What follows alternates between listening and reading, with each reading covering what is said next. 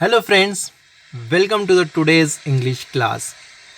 Today we are going to learn a new story and the name of the story is A Little Fish Story. So here is Little Fish. Let's start now. There are a great many million fish in the seas, but this story is about just one of them and a very small one at that. तो जैसा कि आपने यहाँ देखा है word आया है million. Million जो होता है 10 लाख को बोलते हैं। और सीज जहाँ वर्ड आया है तो जो समंदर को है इन जनरली बहुत सारे मतलब किसी एक पर्टिकुलर समंदर का यहाँ जिक्र नहीं हो रहा है, तो इसलिए यहाँ वर्ड जो है सीज यूज हुआ है।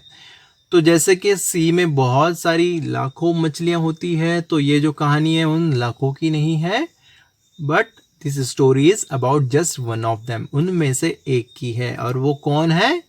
वो है एक a very small one at that. ये जो दिख रही है आपको छोटी सी मछली, उसी की ये कहानी है। तो चलिए देखते हैं अभी।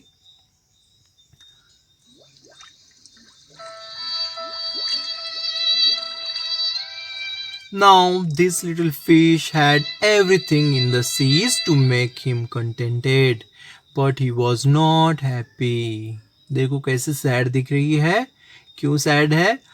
इस समंदर में उसके पास हर वो चीज़ थी जिससे वो सेटिस्फाई हो सकती थी, खुश हो सकती थी। कंटेंटेड का मतलब है यहाँ सेटिस्फाई होना। But he was not happy, but वो बिल्कुल भी खुश नहीं थी। देखिए कितना सैड नज़र आ रही है वो। You will laugh when I tell you why he was not. अगर आपको बताया जाए कि वो हैप्पी क्यों नहीं थी तो आपको भी हंसी आएगी। सुनना है आपको? He was unhappy because he was so very small. हाँ, ये भी कोई नाराज होने की वजह हो सकती है, लेकिन ये मछली इसी वजह से नाराज थी, because he was so very small. तो वो हमेशा नाराज रहती कि मैं इतनी स्मॉल क्यों हूँ, मैं ऐसी क्यों हूँ। Then it is very hard to be such a little mite of a fish, he would say over and over again. बार बार वो यही बोलती थी कि ये कितना मुश्किल होता है एक little mite of a fish, मतलब एक छोटी सी मछली बन के रहना। माइट का मतलब बहुत छोटी, मकड़ी उतनी। तो मैं कितनी से छोटी हूँ, कितना ये मुझे बहुत ही मुश्किल लगता है। और ये बात वो हमेशा कहती थी अगेन एंड अगेन। जब भी दूसरे को देखती उसके मन में यही सवाल आता कि मैं छोटी क्यों हूँ। Then if I were only larger how much happier I could be, and he said it so many times that I think he believed it. तो वो हमेशा यही बोलती थी, if I were only larger, अगर मैं भी बहुत बड़ी से बड़ी होती तो मैं भी बहुत हैप्पी रह सकती थी। How much happier I could B. और ये बात वो मानती थी, इसलिए वो बार बार यही यही बात कहती थी। One day he was swimming along with the rest of his school and thinking, no doubt, how much more the larger fish had to be thankful for than he. तो एक दिन वो क्या कर रही थी? One day he was swimming along with the rest of his school. School का मतलब है कि इन मछलियों का झुंड, एक इनकी जो दिशा होती है, डायरेक्शन, वो एक साथ सब तरफ घूमते हैं, तो उसे हम क्या कहते हैं? उनका स्कूल। तो वो जब घूम रही थी तब भी वो यही सोच रही थी कि no doubt how much more the larger fish had to be thankful, कि बड़ी मछलियाँ तो खुश होंगी ही क्योंकि वो इतनी बड़ी होती है। Had to be thankful for then he, मेरे से वो बहुत ज़्यादा थैंकफुल होंगी बड़ी बड़ी मछलियाँ, मैं तो इतनी सी हूँ। बड़ी मछलियों के देखो कैसे होते हैं, आंखें बड़ी बड़ी होती है और वो किसी को भी डरा सकती है, और मुझे तो भागना पड़ता है हर चीज़ को लेके। But when suddenly, with no warning, they found themselves in the mesh of a great net. अचानक क्या हो जाता है, उन पर एक जाला आके गिर जाता है, कोई वार्निंग नहीं मिलती उन्हें कि ऐसा होने वाला है, और अचानक वो उस जाले में फंस जाते हैं. There was much floundering and splashing as the net was drawn up out of the water into the sunlight. तो बहुत वो छटपटाने लगी मछलियाँ. फ्लाउंडरिंग मतलब जो मछलियों का छटपटाना होता है, एंड स्प्लैशिंग, सब तरफ पानी पानी हुआ. वो अपनी जान बचाने के लिए छटपटाने लगी. उतने में क्या हो गया, वो जो नेट है ड्रॉन अप, वो ऊपर की तरफ ले जाया गया, सनलाइट की तरफ. सनलाइट की तरफ क्यों ले जाया गया, क्योंकि वहाँ थी बोट, और उसी बोट से वो जो है नेट डाला गया था. And just as its haul was being emptied into the boat, और जैसे ही ये जो हाउल था, मतलब जो ये ढोकर लाया हुआ था मछलियों से ये जाला, उसे एम्प्टी करने वाले थे, खाली करने वाले थे उस बोट में, the smallest fish in the school wriggled through the mesh and slipped back into the cool, clear water.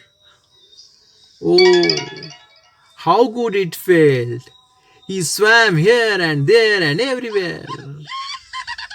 वो इतनी ज़्यादा खुश हो गई कि बड़ी बड़ी मछलियाँ तो देखो, वो सिर्फ बोलने को बड़ी थी लेकिन वो बचा नहीं सके खुद को, और मैं उस जाले में से बच के निकल गई. ये हू करके वो खुश हो गई और सब तरफ वो स्विम करने लगी. वो आज बची थी सिर्फ और सिर्फ इसलिए क्योंकि वो छोटी थी. अगर बड़ी होती तो वो उस नेट से कभी बाहर नहीं निकल पाती, और फिर उसे भी या तो बेच दिया जाता या फिर खा लिया जाता. तो वो आज जिंदा थी सिर्फ और सिर्फ उसके छोटे होने की वजह से. And some of the fish who knew him well all the rest of his life said that they never again heard him say that he wished to be anything but a fish. तो जैसा कि उसके जानने वाली मछलियाँ होती हैं, उन्होंने फिर कभी उस मछली के मुंह से ये नहीं सुना कि मैं छोटी क्यों हूँ, मैं बड़ी क्यों नहीं हूँ. जो पहले अपनी सारी ज़िंदगी खुद को कोसती थी, वो अभी खुद पे गर्व करने लगी, और उसने कभी भी अभी कुछ भी ऐसा बनना नहीं चाहा सिवाय एक फ़िश के जो वो थी. तो ये उसके जानने वाले फिर बताने लगे. ठीक है दोस्तों, तो कैसी लगी आपको ये कहानी, पसंद आई ना? हाँ, तो इस स्टोरी से हमें क्या सबक मिलता है?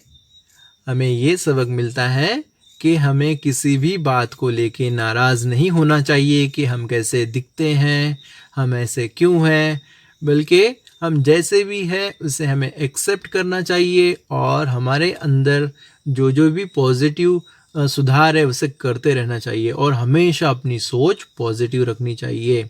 जैसा कि इस मछली के बारे में हुआ, इसने पॉजिटिव सोच नहीं रखी थी, लेकिन अगर ये ऐसी सोच रखती कि मैं छोटी हूँ तो मैं कहीं से भी निकल सकती हूँ, मुझे कोई नहीं पकड़ सकता, तो वो अपनी सारी ज़िंदगी खुश रह सकती थी. लेकिन जब वो उस जाल से बच के निकली, तब से उसकी ज़िंदगी खुशहाल हुई. तो इसी तरह हमें भी कभी भी खुद को कम नहीं समझना चाहिए. हर एक बच्चे में एक अपनी अलग क्वालिटी होती है, और कभी हमें किसी को चिढ़ाना भी नहीं चाहिए, और खुद भी कभी कम समझना नहीं चाहिए. ठीक है, तो चलिए देखते हैं अभी इस स्टोरी के न्यू वर्ड्स.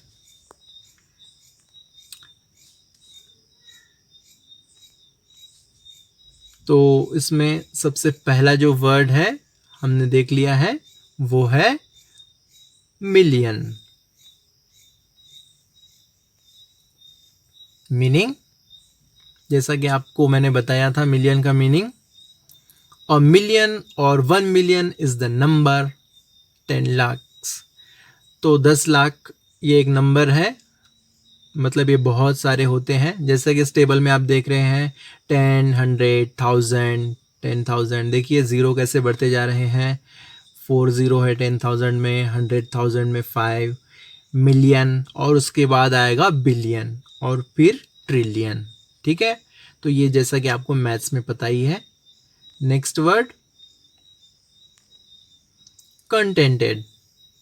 मीनिंग फीलिंग और एक्सप्रेसिंग हैप्पीनेस और सेटिस्फैक्शन, मतलब मुतमईन होना, सेटिस्फाई होना, जो फीलिंग होती है उसको हम बोलेंगे कंटेंटेड। Next word warning. आपको तो पता ही है वार्निंग किसको बोला जाता है, एडवांस नोटिस ऑफ समथिंग। कोई भी चीज़ होने से पहले जो हमें थोड़ी सी इत्तला मिल जाती है तो उसे हम क्या कहेंगे, वार्निंग कहेंगे। Next word meshes, meaning material made of a network of wire और थ्रेड। जो मटेरियल वायर से या फिर थ्रेड से बनता है उसे हम मैशेस कहेंगे। Then next word floundering, meaning struggle और स्टैगर क्लमसीली इन मड और वाटर। जो पानी में कीचड़ में जो स्ट्रगल करना होता है, जो छटपटाना होता है, उसे हम फ्लाउंडरिंग कहेंगे। Next word splashing, meaning cause liquid to strike और fall on something in irregular drops. मतलब जिसे हम बोलते हैं कि पानी के छींटे उड़ना, जो इर्रेगुलर ड्रॉप्स होते हैं उसे हम बोलेंगे splashing. Next word haul, meaning to pull something heavy, मतलब जो खींच के ले जाना, फिर या फिर ढोना, ढोना जिसको हम बोलते हैं, मतलब माल लाना ढोना जो होता है ना, उसे हम कहेंगे हाउल। जो कैसा होता है, heavy slowly and with difficulty, बहुत ही हैवी होने की वजह से उसको स्लोली स्लोली खींचा जाता है। Next emptied, remove all the contents of a container. जो सबको हम खाली कराना, इसे हम कहते हैं emptied. Then wriggled, meaning twist and turn with quick writhing movements.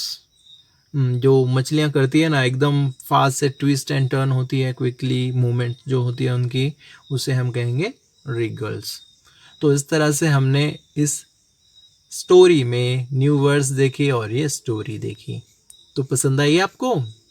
उम्मीद करता हूँ कि आपको ये जो स्टोरी है अच्छे से समझ में आई होगी और ये वीडियो भी पसंद आया होगा। तो चलिए मिलते हैं अपनी नेक्स्ट क्लास में, तब तक के लिए थैंक यू एंड बाय।